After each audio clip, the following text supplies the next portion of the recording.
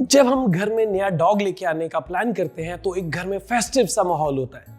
बहुत ज्यादा एक्साइटमेंट होती है, बच्चे भी कमिटमेंट कुछ कर रहे होते हैं, पेरेंट्स कुछ और प्लान कर रहे होते हैं, कभी हम नाम सर्च करते हैं, कभी कुछ और बहुत सारी चीजें।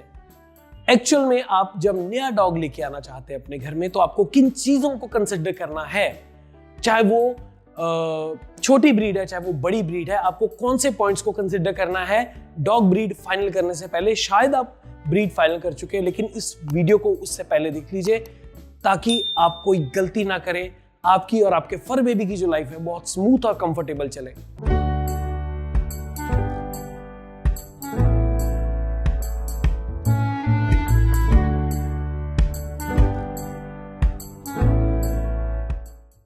मैं बादल भंडारी हूं और पिछले 27 साल से डॉग्स ब्रीड कर रहा हूं और प्राउडली मैं बिहेवियरिस्ट हूं। स्टेप वाइज सारे पॉइंट क्लियर करूंगा आपको, किन पॉइंट्स को आपने कंसिडर करना है। आपके लिए बहुत हेल्पफुल होने वाला है ये वीडियो।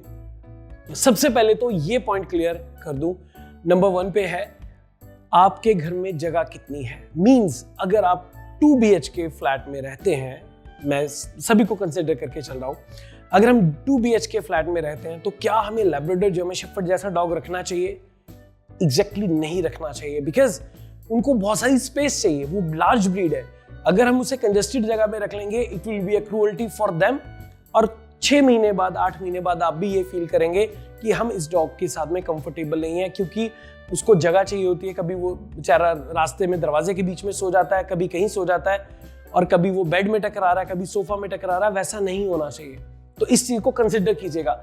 अगर हमारा घर छोटा है तो हमें स्मॉल ब्रीड का डॉग लाना चाहिए, मींस जो बड़े होने पे भी छोटा ही रहे, जैसे शिजू या पग, French bulldog, dash hound, beagle, इस तरह की बहुत सारी ऑप्शंस है, राइट। और अगर हमारा घर खुला है फिर तो डेफिनेटली हमारे पास में ऑप्शन ही ऑप्शन है। आप लैब ला सकते हैं, गोल्डन रिट्रीवर ला सकते हैं, जर्मन शेफर्ड ला सकते हैं, या और भी बहुत सारी ब्रीड्स ला सकते हैं। सेकंड बहुत इंपॉर्टेंट है, बार बार मैं बोलता हूं, आप टाइम कितना स्पेंड कर सकते हैं अपने डॉग के साथ में। मींस अगर आप वर्किंग हैं, आप सुबह जाते हैं और रात को आते हैं, तो डॉग को कौन देखेगा, उसे दिन में खाना कौन देगा, कंसिडर करने वाली बात है। अगर छोटा बेबी लाते हैं उसको हर 4 घंटे बाद खाना चाहिए। क्या आपके घर में कोई होता तब खाना देने के लिए? एक चीज। दूसरा, उसे सिर्फ खाना ही नहीं चाहिए, उसे वॉक भी चाहिए छोटी सी। अगर आप डॉग लेके आते हैं, आपकी एक अपनी रिस्पॉन्सिबिलिटी बनती है कि आप उसे डेली ब्रशिंग करें, ट्वाइस अ डे। क्या आप वो 5, 7, 10 मिनट सुबह और शाम निकाल सकते हैं? उसके अलावा वॉक के लिए टाइम निकाल सकते हैं। अगर आप छोटी ब्रीड लाते हैं, जैसे मैंने आपको बताया टॉय पम, शिजू वगैरह, पग वगैरह, तो फिर तो उन्हें बहुत ज्यादा वॉक की जरूरत नहीं है। आप उन्हें, वो घर में मस्ती करते रहेंगे, थोड़ा सा वॉक करवा देंगे, विल बी सफिशिएंट। लेकिन अगर आप बड़ी ब्रीड लाते हैं जैसे लैब शेफर्ड या रिट्रीवर वगैरह, तो उन्हें आधे पौने घंटे की एक्सरसाइज सुबह चाहिए, आधे पौने घंटे की शाम को चाहिए, because they are working group dog. अगर आप वो एनर्जी उनकी चैनलाइज नहीं करवाएंगे, उन्हें अच्छे से सोशलाइज नहीं करवाएंगे, तो उनके बिहेवियर की प्रॉब्लम आना शुरू हो जाएगी, and it is going to be a big problem for you. Dog की भी लाइफ स्पॉइल होगी और आपकी भी डॉग लाइफ स्पॉइल होगी।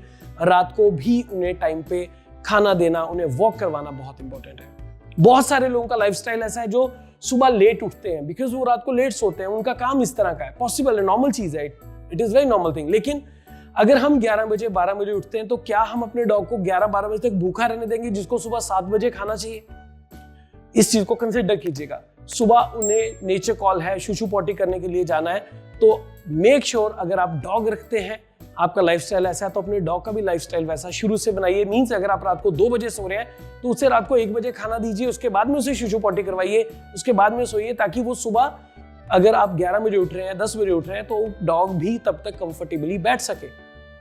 तीसरा बहुत इंपॉर्टेंट, हम कितना मनी स्पेंड कर सकते हैं डॉग पे। डॉग को परचेज करना is not a big issue, वो तो कोई भी कर लेगा। लेकिन जब हम डॉग को लेके आते हैं, अगर हम मीडियम साइज ब्रीड है तो उसके एक्सपेंस अलग है, स्मॉल ब्रीड है तो उसके एक्सपेंस अलग है। अगर लार्ज ब्रीड है तो मींस अगर एक जर्मन शेफर्ड या लैब की बात करें तो एक पला हुआ डॉग आराम से 4-5 हज़ार रुपए का उसका मंथली एक्सपेंस आएगा, अगर आप उसे अच्छे से रखना चाहते हैं। तो इस चीज को कंसिडर कीजिए कि अगर आपने आज डॉग परचेज कर लिया या अडॉप्ट कर लिया, फ्री में ले लिया, तो क्या आप उसे बाद में इतना अफोर्ड कर पाएंगे? Will you be comfortable with your pocket? आपको ये तो नहीं लगने लग जाएगा यार ऐसे ही खर्चा बढ़ा लिया हमने। इस चीज को कंसिडर कीजिएगा। अगर आपको लगता है कि आप बाद में बहुत ज्यादा पैसे नहीं स्पेंड करना चाहते, तो जितना खाना जर्मन शेफर्ड 3-4 डेज में खाएगा, उतना खाना एक शिजू या पग जो है वो 1 महीने में खाएगा। तो जो मंथली एक्सपेंस है वो बहुत ज्यादा फर्क आ जाता है उस चीज का। लेकिन छोटी ब्रीड के भी कुछ अपने इश्यूज हैं, जैसे उनके कोट को मेंटेन करना पड़ेगा अगर वो लंबे बालों वाले हैं। अगर पग जैसी ब्रीड है तो उनके रिंकल्स को क्लीन करना पड़ेगा, और डेफिनेटली आपको टाइम तो उनके लिए निकालना ही पड़ेगा 100%।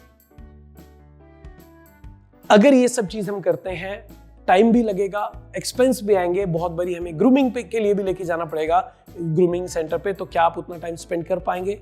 क्या आप उतना मनी स्पेंड कर पाएंगे?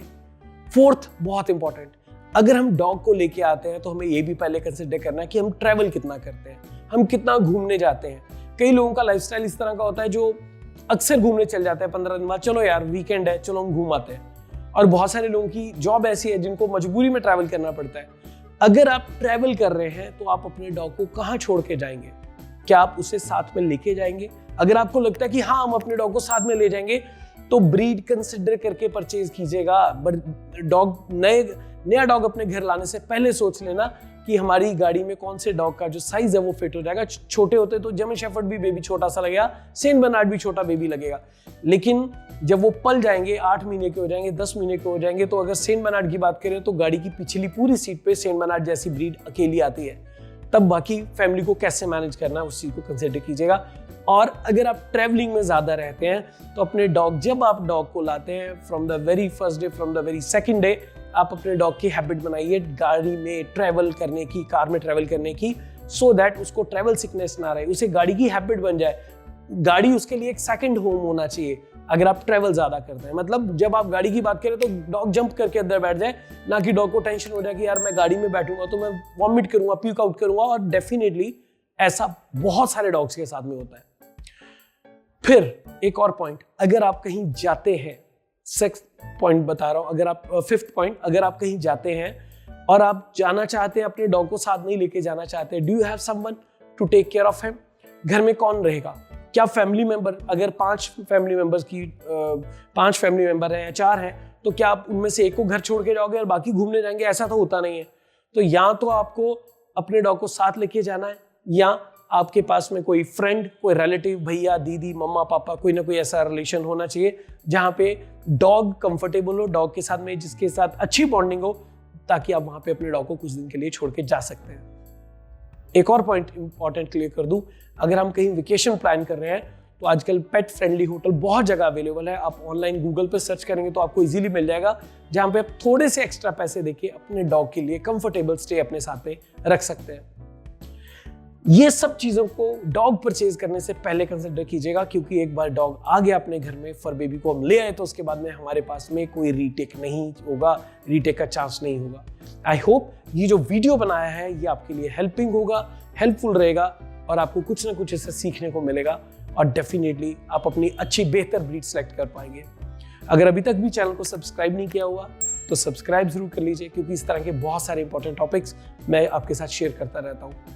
इस वीडियो को लाइक जरूर कीजिएगा, शेयर जरूर कीजिएगा, साइन दिया करेंगे मुझ पे, आप पे, सारी दुनिया के फर बेबीज पे। Thank you so much, love you all, God bless, bye bye.